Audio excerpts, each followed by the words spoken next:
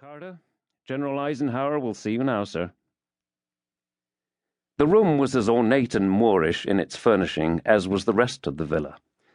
The only signs that it was the nerve centre of the headquarters of the Supreme Allied Commander for the North African Theatre were to be found in the maps of the Mediterranean pinned to one wall, and the 3 trestle tables covered with more maps, which had been placed by the terrace windows to serve as a desk.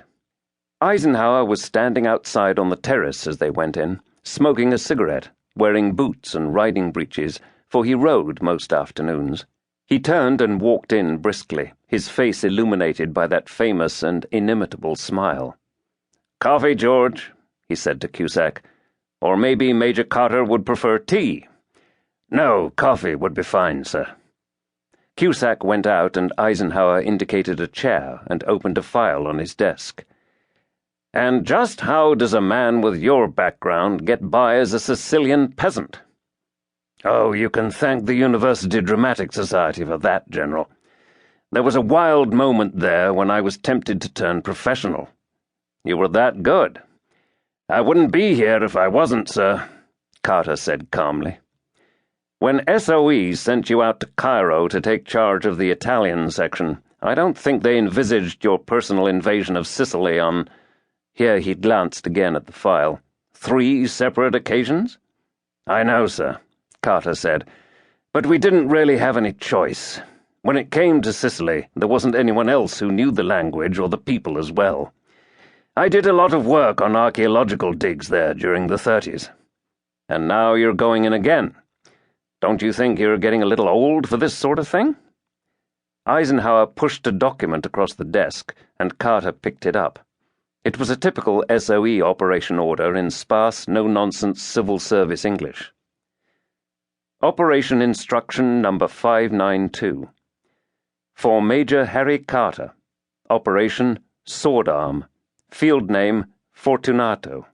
Name on papers Giovanni Ciccio. 1. Information.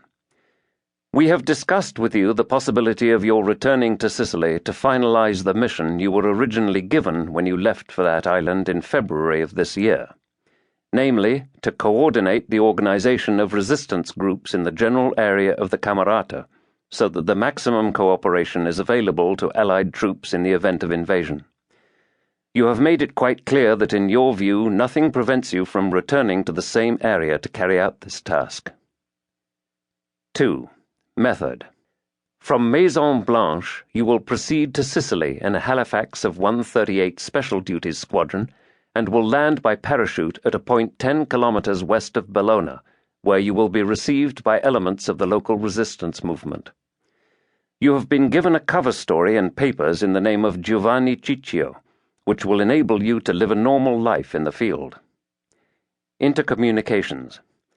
Your channel of communication with the resistance movement in the Palermo area will be through the Contessa di Bologna, who is at the present time in residence at her villa outside that town. Your channel of communication with HQ will be by WT radio transmission handled by Vito Barbera, Coordinator, Bologna area. Weapons. At your discretion, but only those you consider essential for hand-to-hand combat. Conclusion. You are aware of the importance of this mission, and nothing must take precedence over it. We anticipate completion in 2 weeks. Your return will be by submarine pickup, and details of this will be transmitted by radio in field code at the appropriate time. Now destroy, now destroy, now destroy. Carter took a cigarette lighter from his pocket, flicked it with his thumb, and touched the flame to the corner of the document. When it was well alight, he crossed to the empty fireplace and dropped it into the grate. "Even you shouldn't have that, General." The door opened and Cusack returned with coffee on a brass Arabic tray. "Thanks, George. I'll take care of it," Eisenhower said. He poured the coffee himself and lit another cigarette. "I'd say it's a reasonable assumption that you know more about what's happening over there at the moment than anyone else in North Africa. So let's talk." "What would you like to know, General?" "I'd like you to explain the Mafia to me." "You have a file on the Mafia connection, presumably?" "Yes." Carter lit a cigarette himself without thinking.